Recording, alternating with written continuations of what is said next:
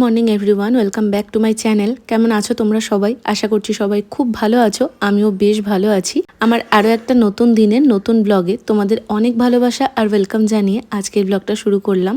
গতকাল রাত থেকেই এখানে বৃষ্টি শুরু হয়েছে আর সকাল থেকে কিন্তু বৃষ্টির বেগ অনেকটাই বেড়েছে। তবে এরকম বৃষ্টি ভেজা সকাল দেখলে ঘুম থেকে ওঠার সাথে সাথেই মনটা ভালো হয়ে যায়।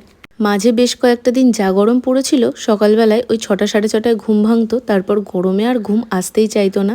আর আমার যেহেতু ঘুমোতে অনেকটাই রাত হয়ে যায়, প্রায় 1টা নাগাদ তো আমরা শুই, তারপর আমার না শোয়ার সাথে সাথেই ঘুম আসে না, তো আমার প্রায় 2টো বেজে যায়। সেই জন্য খুব একটা সকাল করে আমি ঘুম থেকে উঠতে পারি না। তবে মা কিন্তু সকালবেলা প্রত্যেক দিনই 6টা সাড়ে 6টায় ঘুম থেকে উঠে পড়ে। আমার ব্লগে তোমরা তো দেখেইছো, সন্ধ্যেবেলার দিকটা আমাদের বাড়িতে সেরকম কোনোই কাজ থাকে না। সন্ধ্যের চাটা আমি করি, আর তারপরে যদি কোনো তরকারি করার থাকে সেটা কিন্তু 8টার মধ্যে কমপ্লিট করে বাসনপত্র ধোয়া মাজা সমস্ত কিছুই আমি করে ফেলি। আর তারপরে আমি বাথরুমে জল টল তুলে 9টার মধ্যে একদম ফ্রি হয়ে যাই। মা সন্ধ্যে থেকে টিভিতে সিরিয়াল দেখে, আমার আবার সিরিয়াল দেখার নেশাটা একদমই নেই। 9টার পর আমি বসি ভিডিও এডিট করতে। 9টার পর মা টুকটাক কিছু যদি করার থাকে করে, না হলে 10টা থেকে মা প্রায় রিন্টু আসা অবধি, মানে হাত মুখ ধুয়ে আসা অবধি, ওই ধরো 12টা অবধি মা একটু ঘুমিয়ে নেয়। ফলে সেই জন্য মার ঘুমটা ওদিকে কমপ্লিট হয়ে যায়। সেই জন্য সকালবেলা 6টায় উঠতে মার খুব একটা অসুবিধা হয় না। তবে আমার যেহেতু ওই টাইমটা এডিটিং এ চলে যায় আর বিছানায় শোয়ার সাথে সাথেই না আমার একদমই ঘুম আসতে চায় না, ঘুমের একটা সমস্যাও হয়। সেই জন্য আমি অত সকালবেলায় উঠতে পারি না। রাত্রি 2টো ঘুমিয়ে সকালবেলা 6টায় ওঠাটা আমার পক্ষে সম্ভব হয় না। এবার তোমাদের বলি এতগুলো কথা আমি ভিডিও শুরুতেই কেন বললাম। এই সংসারটায় আমরা 3টে মানুষ আছি। সংসারটাকে কিভাবে চালাবো সেটা নিতান্তই আমাদের 3জনের ডিসিশন। আমাদের কারোর কোনো সমস্যা নেই, কিন্তু আমাদের পাড়ার কিছু মানুষের আর আমার ফ্যামিলির কিছু মানুষের বড় সমস্যা। 2-1জনের সমস্যাটা এতটাই বেশি, তারা আবার আমার শাশুড়িকে ধরে জিজ্ঞাসা অবধি করেছে, আচ্ছা রিন্টুর বউ সকালবেলা ঘুম থেকে ওঠে না, ও বাড়ির কোনো কাজ করে না? আচ্ছা বলছি, আপনার বাড়ির বউ কোনো কাজ করে কিনা, আপনার বাড়ির মেয়ে কোনো কাজ করে কিনা, সেই খোঁজ কি আমি নিতে গেছি? তাহলে আপনাদের এত সমস্যাটা কোথায়? আমাদের 3জনের মাথা ব্যথাটা আপনারা কেন নিতে যাচ্ছেন? আর আমি বাড়িতে কি কাজ করি বা না করি সেই কৈফিয়ত কি আমি আপনাকে দেবো? আমি আপনার খাই না পড়ি? মানে কিছু কিছু মানুষকে না ইচ্ছা করে সামনে দাঁড়িয়ে এই কথাগুলো জিজ্ঞেস করতে বা এই কথাগুলোর উত্তর দিতে। এত দুঃসাহস কোথা থেকে পায় এরা, আমি সত্যিই জানি না। এরপরও আছে আরেক ধরনের মানুষ যারা সামনে থেকে এত প্রশ্ন করতে পারে, মানে কয়েক সেকেন্ড কথার মধ্যে এতগুলো প্রশ্ন করে ফেলবে। তারা মানুষ না প্রশ্ন বিচিত্রা, আমি সেটাই বুঝতে পারি না। আর মানুষকে এত প্রশ্ন করতে আমার একদমই ভালো লাগে না। সেই জন্য তাদেরকে পাল্টা আমি একটা প্রশ্ন করে উঠতে পারি না। মাঝে মাঝে ভাবি যে এই সেম প্রশ্নগুলো তারা যখনই করবে আমিও সেম প্রশ্নগুলোই তাদেরকে করব, তাহলে যদি তারা বুঝতে পারে যে বিষয়টা বড্ড অসভ্যতামি। কিছুদিন ধরেই ভাবছিলাম এইগুলো আর সহ্য করতে পারছি না, এগুলো নিয়ে কিছু কথা তোমাদের সামনে বলা উচিত। তবে আজকে আর নিতান্তই থাকতে না পেরে আমি কথাগুলো বলেই ফেললাম। এবার তোমরাই বলো, কোনো কথা কি আমি ভুল বলেছি? যদি কোথাও আমি ভুল হয়ে থাকি অবশ্যই আমাকে কমেন্টে জানিও। Good morning everyone. সকাল থেকে তোমাদের সামনে এসে কথাই বলা হয়নি। আজকে সকাল থেকেই বৃষ্টি হচ্ছে। আজকে সকাল থেকে বলা ভুল, গত 2 দিন ধরেই বৃষ্টি হচ্ছে। তোমাদের ওখানকার ওয়েদার কেমন অবশ্যই আমাকে কমেন্টে জানিও। আমার এরকম বৃষ্টি হলেই বেশি শান্তি লাগে, কারণ গরম থাকে না। গরম একদম ভালো লাগে না আমার। তো যাই হোক, আজকে সকালবেলা থেকে চটপট করে কাজ কিছু সেরেছি, আর এখনো বিছানা তোলা হয়নি। রিন্টু একটু আগে উঠেছে, এখন বাজছে 10টা 10-15 মতো। আলু আর কাঁচা কলা ভাজা করলাম, মা কেটে কুটে দিল বলে তাড়াতাড়ি হলো। আমার কাটতে কুটতে প্রচুর টাইম যায়। আর এখন করব ডিমের কারি। মশলা করে রেখেছি, ডিম সেদ্ধ করা হয়ে গেছে, তবে হয়নি, কি বলে, টমেটোটাকে গ্রেট করতে হবে। কিন্তু আমি ভেবেছিলাম ভাজাটা করতে করতে আমি এদিকটা করে ফেলতে পারবো। যা এক্সপার্ট আমি, ও আর পারিনি করতে। তবে এখন আমি রান্নার কিছুই করব না, কারণ রিন্টুর ওদিকে স্নান হয়েই এসেছে। কারণ আমি যখন ভাজাটা করছিলাম তখনই দেখলাম ও স্নানে ঢুকলো, ফলে এতক্ষণ হয়ে গেছে নিশ্চয়ই। ওকে যেহেতু সবকিছু হাতে হাতে এগিয়ে দিতে হবে, প্লাস খাইয়ে দিতে হবে, ফলে এখন আর আমি এদিকে রান্নার কিছু করব না। আগে ওদিকটা করে আসি, তারপরে করব। বরং টমেটোটাকে আমি গ্রেট করে নিই।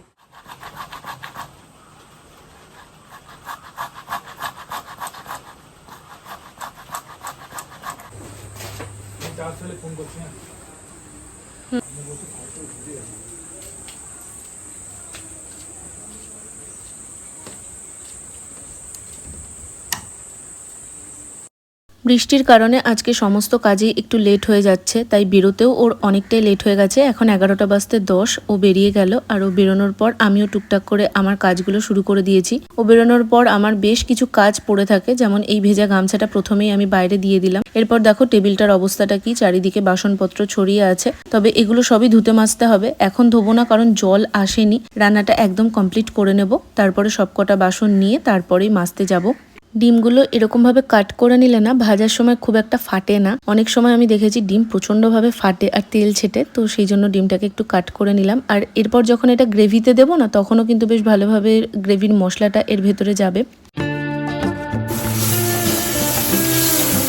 দেখেছেন এই সময়ের মধ্যে কি সুন্দর আমার সব কাজ হয়ে যায়। আজকে আমার বিছানাটা অবধি তোলা হয়নি, এত বিরক্ত লাগছে। ডিমটাকে একটু ভালো করে প্রথমে ফ্রাই করে নিলাম। সেদ্ধ ডিম যদি ডাইরেক্ট ঝুলে দেওয়া হয় ওটার স্বাদটা না আমার একদমই ভালো লাগে না, তো সেই জন্য আমি সবসময় এরকমভাবে ফ্রাই করে নিই। তোমরা জানিও তোমরা কিভাবে করো। এরপর সেম ফ্রাইং প্যানটার মধ্যে আরও কিছুটা তেল দিয়েছি। আজকে না তেলটা হাত ফসকে একটু বেশিই পড়ে গেছে, আর যেহেতু এই ফ্রাইং প্যানটা অলরেডি হিট হয়েছিল সেই জন্য তেলটাকে আমি আর তুলিনি। তারপর যেরকম নর্মালভাবে করে মশলাটা ভালোভাবে কষিয়ে নিয়েছি, আর তারপর ওর মধ্যে ডিমটাও দিয়ে দিয়েছি। আজকে আমি আলু দিইনি, কারণ আলু ভাজা যেহেতু আছে, এত আলু খাওয়াও তো ঠিক না, আর ভাজাটা যেহেতু আমাদের রোজই লাগে, তো সেই জন্য ডিমটাই দিয়ে জাস্ট কষা করে করেছিলাম। আর এটা দেখতে যতটা ভালো লাগছিল, আমার তো এখন ভিডিওতে দেখে আবার ক্রেভিং হচ্ছে। সেদিন ডিমের এই ঝালটা সত্যি খুব ভালো হয়েছিল।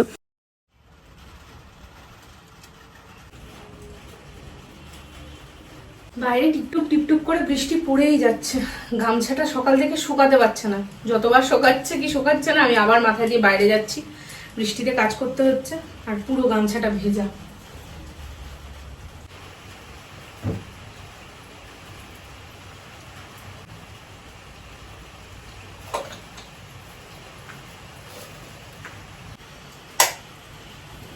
বাচ্চা 12টা 15। আমি এতক্ষণে জলখাবার খেলাম, বাসন ধুলাম, এই বাথরুমে জল তুলতে হতো, 2 বালতি মতন তুললাম, বাইরের বাথরুমে জল তুললাম, তারপর বোতলগুলোয় জল ভরলাম, বাসন মাজলাম, তো আশা করি বললাম। তার আগে খাওয়ার আগে বিছানাটা গুছিয়েছি। ও আজকে ঘুম থেকে উঠেছে বেলা 10টার সময়, এবার বিছানা এরকম পড়েই ছিল, ও তো গোছাবেও না। তো ও অনেক কাজ করে দেয়, মিথ্যে কথা কেন বলবো, ও অনেক কাজ করে দেয়, কিন্তু বিছানাটাও গোছাতে পারে না, মানে যেরকম ভাবে আমি টান টান করে গোছাই সেরকম ভাবে পারে না। আর আমার এই তোষকের ওপরটা যেহেতু একটা বালাপোষ পাতা আছে, তো ওটা পুরো গুটিয়ে চলে আসে, তো সেই জন্য তোমরা দেখবে আমি পুরো গদিটাকে টেনে নিয়ে এসে, সরি তোষক বললাম না, গদি, তো গদিটাকে টেনে নিয়ে এসে ওটাকে টান টান করি, তারপরে আবার চাদরটা ঠিক করি, দেখবে ওই জন্য আমি এটাকে টেনে নিয়ে এসে আবার এরকম করে ঠেলে দিই। তো ও ওইভাবে অত গুছাতে পারে না, তবে আমার হাতে হাতে অনেক কাজ করে দেয়। যেদিন ছুটি থাকে সেদিন যদি মাছ নিয়ে আসা হয়, মাছ ও ধুয়ে দেবে, মাছ বলে না, মাছ মাংস যাই আনা হোক ও ধুয়ে পরিষ্কার করে দেয়। যদি মাছ কাটতে হয় মাছ কেটে দেয়, মাছ ভেজে দেয়। আগের দিনই তো, তখন তো আমি শর্টস বানাচ্ছিলাম, আগের বৃহস্পতিবারের কথা বলছি, মাছ আনা হয়েছিল, মাছের ডিম আনা হয়েছিল, সেই বৃহস্পতিবার আমি আবার আইসক্রিম বানাচ্ছিলাম। তো আইসক্রিম বানাচ্ছিলাম বলে আমি ওটা নিয়ে এত খিচিবিচির মধ্যে ব্যস্ত, আর সেদিন ভালো গরম ছিল, তো মাছ ভেজে দিয়েছে, মাছের ডিমগুলো সব ভেজে দিয়েছে, মাছ ধুয়ে পরিষ্কার করে দেওয়া, মাছগুলোকে কেটে দেওয়া, সব করেছে। তো করে, মিথ্যে কথা বলবো না, কিন্তু এইটাও পারে না। আর বিছানাটা প্রত্যেকদিন এরকম হয়ে যায়। এর থেকে মুক্তি একটাই উপায়, একটা আমাকে হয় তোষক বানাতে হবে, না হলে ওই বিছানা সরে নড়ে যায় না চাদর, সেই মানে কি বলে গদির ওপর পাতার সেই কভার গুলো কিনতে হবে। দুটোই এখন টাকার ব্যাপার আছে, ওই জন্য দুটোই এখন বাদের খাতায়, এই মুহূর্তে পসিবল না। তো এই হলো এখনকার আপডেট। বাচ্চা তো বললাম তোমাদের 12টা 10, এখন আমি বিছানাটা একবার ঝাড় দেবো, ঝাড় দিয়ে যাবো ও ঘরে এডিট করবো। এ ঘরে বসে এডিট করলে কি হয়, এডিট না মানে ভয়েস দেবো, এই টিনের আওয়াজ না প্রচন্ড ভিডিওতে ক্যাপচার হয়, আর ও ঘরে আওয়াজটা হয় না, এই হচ্ছে ব্যাপার। চলো চটপট করে কাজগুলো করি।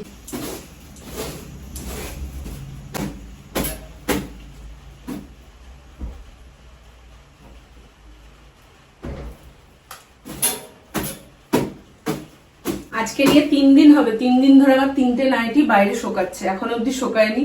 এই নাইটিটাকে ওই জন্য আমি কেচে এইখানটাতে করে মেলে ফ্যানটা চালিয়ে দিয়েছিলাম, এটা তাও কিছুটা শুকিয়েছে, এখন আমি এই জায়গাটা করে দিয়ে রেখেছি, হালকা ভেজা ভেজা টাইপের আছে, মানে কিছু শোকাতে চাইছে না। কত মানুষের জামা কাপড় থাকে যে পাল্টে পাল্টে পরে, প্রতিদিন এটা তো প্রতিদিন কাচতেই হবে, এই হচ্ছে সমস্যা। চলো আমার এই ঘরের কাজ ডান, এবার ওদিকে যাওয়া যাক। ঘরটা পুরো অন্ধকার হয়ে আছে, মোবাইলটা নিয়ে নিই, যদি কেউ ফোন করে, যদি কেউ বলতে একটু বাদে ওই ফোন করবে পৌঁছে। চলো ভিডিওটাই ভাবলাম ভয়েস দেবো, প্রচন্ড জোরে বৃষ্টি পড়ছে, দেখো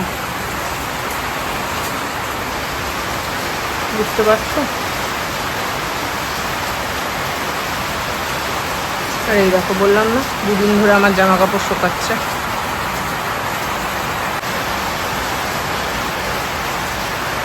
যা জোরে বৃষ্টি শুরু হয়েছে এই মুহূর্তে বৃষ্টি থামবে না, সেই জন্য ভয়েস দেওয়ার কাজটা আপাতত করা সম্ভব নয়। বাসনগুলো ধুয়ে মেজে নিয়ে এসেছিলাম, সেগুলো জল ঝরানোর জন্য একটা ঝুড়ির মধ্যে করে আমরা রেখে দিই, আর নিচে একটা গামলা দিয়ে দিই যাতে জলটা ঝরে ওটার মধ্যে পড়ে। তো সেইখান থেকে আবার বাসনগুলো নিয়ে সব এখন সেট করে দিলাম, নাহলে এখানটা করে প্রচুর বাসন জড়ো হয়ে যায় আর স্ল্যাবটা দেখতেও বড্ড বাজে লাগে। তো সেই জন্য স্ল্যাবটার উপর আবার জল পড়েছিল, সেটাকেও ভালো করে মুছে রান্নাঘরটা পরিষ্কার করে নিলাম। এরপর বৃষ্টিটা একটু থেমেছে দেখে আমি ভয়েস দিতে বসলাম, আর ভয়েস দিতে দিতে আমার বেজে গেছে প্রায় 2:30। ওদিকে মাও স্কুল থেকে চলে এসেছে, তাই জন্য এখন দুজন মিলে লাঞ্চটা করে নেব।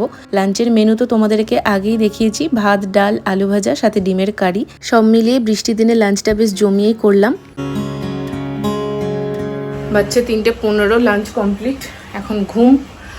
বিকালবেলা তোমাদের সঙ্গে দেখা হচ্ছে। আজকে সকাল থেকে সেই যে বৃষ্টি পড়ছে, এখন অব্দি বৃষ্টি কন্টিনিউ পড়েই যাচ্ছে। আজকে সকাল থেকে আমি বারবার বলছি, কিন্তু আজকে সকাল না, টানা 2 দিন ধরে বৃষ্টি পড়ছে। তবে আজকে বৃষ্টির বেগটা অনেকটাই বেশি। চলো তবে আজকের ব্লগটা এখানেই এন্ড করছি। ব্লগটা কেমন লাগলো জানাতে ভুলো না। দেখা হবে খুব শিগগিরই। টাটা।